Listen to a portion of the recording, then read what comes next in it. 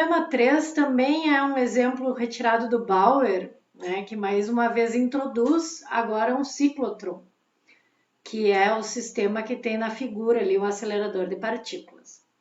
Então, o problema diz que a cada uma das partes metálicas douradas em forma de chifre, que é chamada de D no ciclotron da figura, é aplicado um potencial elétrico alternante, de modo que uma partícula positivamente carregada sempre tem um D negativamente à frente ao emergir sobre outro D qualquer, o qual, por sua vez, agora se encontra positivamente carregado. Dessa forma, o campo elétrico resultante acelera as partículas. Uma vez que o ciclotron se encontra em presença de um campo magnético intenso, as trajetórias das partículas são curvadas. O raio de uma trajetória é proporcional ao módulo de seu momento, de modo que uma partícula acelerada espirala para fora até chegar à borda do campo magnético, onde suas trajetórias deixam de ser curvadas pelo campo. A frequência angular independe do momento e da energia da partícula, de modo que a frequência, segundo qual a polaridade de cada D é alternada, não precisa ser ajustada enquanto a partícula é acelerada. Isso vale somente enquanto o módulo da velocidade da partícula acelerada não atinge um valor correspondente a uma fração considerável da velocidade da luz. A fim de compensar os efeitos relativísticos, o campo magnético de um ciclotron aumenta com o raio orbital das partículas aceleradas. Então, tudo isso é a introdução do problema.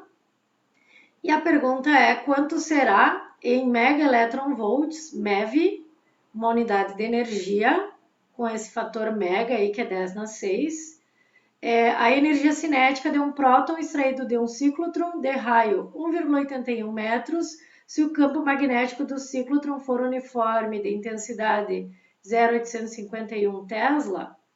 Então, olha só, o problema diz assim, nós temos aquelas pontas ali, aqueles Ds, né, as partes metálicas, onde se aplica uma diferença de potencial para acelerar partículas carregadas, tá?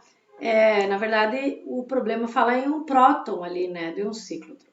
Então, se aplica a diferença de potencial para que haja uma força elétrica, né, que acelere a carga, e essa diferença de potencial entre esses Ds da figura, ela é alternada, porque quando um próton é acelerado do polo positivo para o polo negativo, né? Pensando nas diferenças de potencial.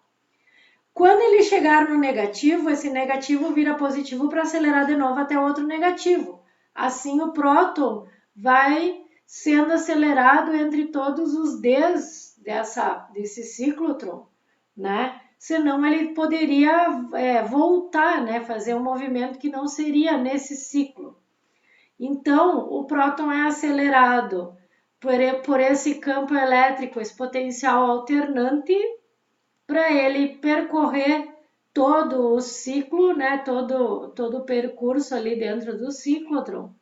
E existe um campo magnético que, já que o próton é movimentado com uma certa velocidade, é aplicado um campo de forma que esse campo consiga defletir a trajetória dessa partícula carregada, né? Que no caso é o próton.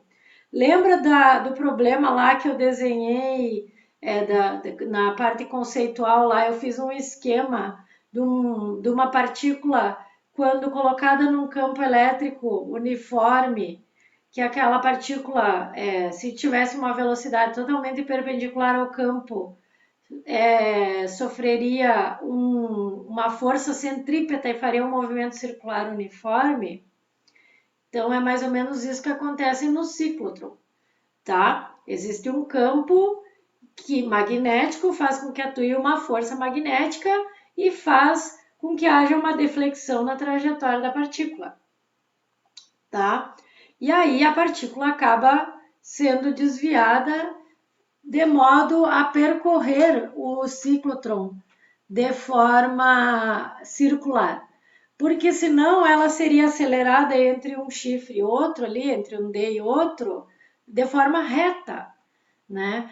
Então, o campo magnético consegue fazer com que essa partícula faça essa trajetória curva. E aí existem relações entre raio de trajetória, massa da partícula, carga da partícula, campo magnético, tá? Só que o problema fala ali, ó, que a frequência angular, já que existe um movimento circular, não depende do momento e da energia da partícula, tá? Na verdade, ele depende da intensidade do campo magnético externo, tá? Isso que o problema quer dizer.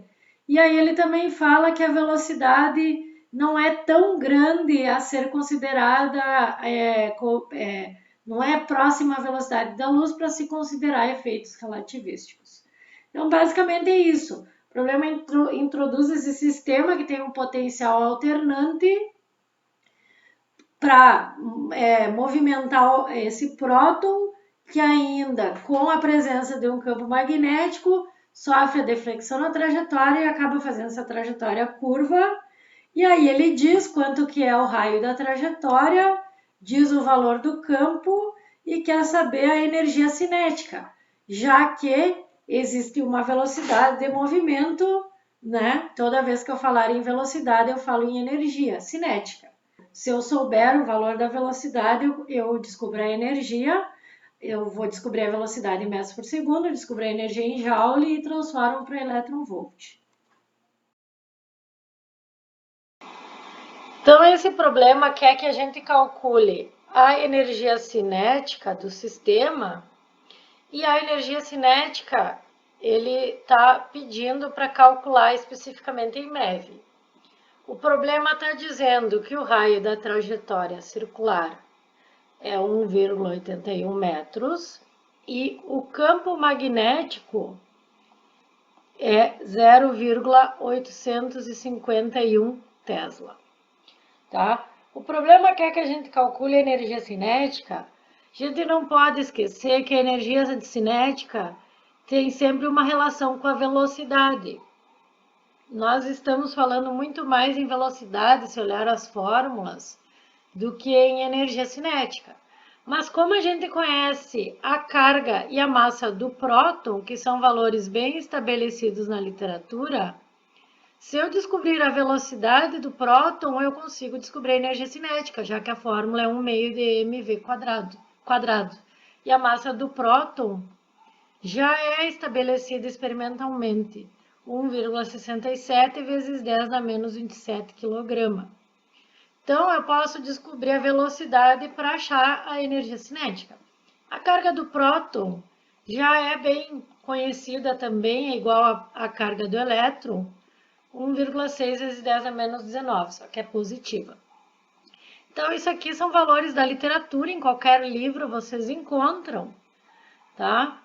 E se vocês olharem as fórmulas que nós deduzimos, nós tínhamos as fórmulas relacionadas à velocidade, né? Não exatamente a energia cinética. Mas como eu falei, se eu achar a velocidade, eu acho a energia cinética. Então, existia uma fórmula que era relacionada ao raio da trajetória. A fórmula era assim, ó, o raio era a massa do próton vezes a velocidade do próton, dividido pela carga do próton vezes o campo magnético onde ele anda com essa velocidade. Então, eu quero a velocidade para descobrir a energia cinética, né? Eu vou relacionar, então, a velocidade ao raio da trajetória, passa multiplicando, fica raio vezes a carga vezes o campo dividido pela massa. O raio eu tenho, a carga eu sei, o campo eu sei e a massa é o valor da literatura. Então, ó, eu consigo calcular a velocidade, eu tenho todos os termos que eu preciso, tá?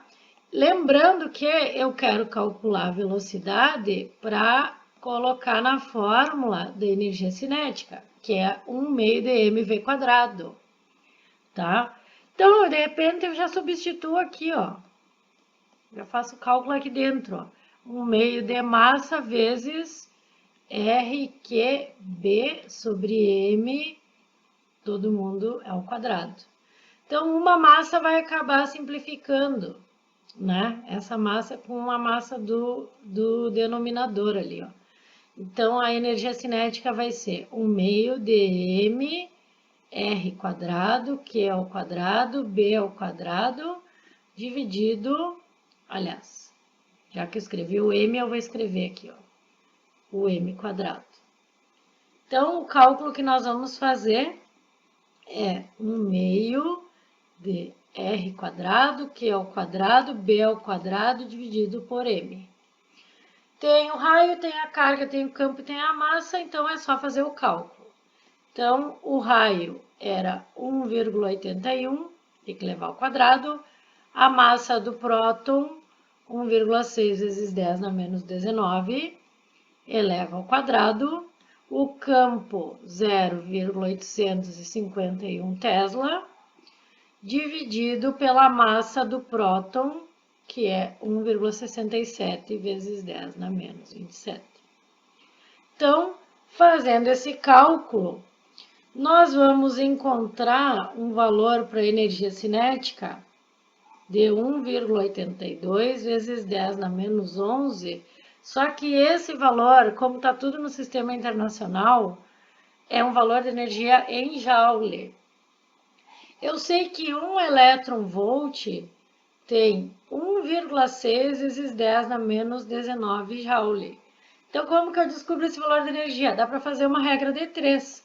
1,82 vezes 10 na menos 11 joule é o valor da energia que eu quero saber. E 1,6 vezes 10 na menos 19 joule vale 1 elétron-volt. Então, a energia cinética, fazendo a regra de 3 aqui, vai dar 1,82 vezes 10 a menos 11 dividido por 1,6 vezes 10 a menos 19. Isso dá um número assim, ó. 3655324,4 elétron-volt. Como o problema me pediu em MeV, mega é um fator 10 na 6. Então, se eu andar a casa 3, se eu andar 3 casas aqui, ó, para vírgula, eu vou ter um fator, para eu colocar um fator 10 na 6, a minha energia cinética precisava ser 113,66, vou arredondar, vezes 10 na 6, ó, andei de 6 casas, elétron-volt. 10 na 6 é o mega, que o problema me pediu. Então, respondi na unidade que foi solicitada.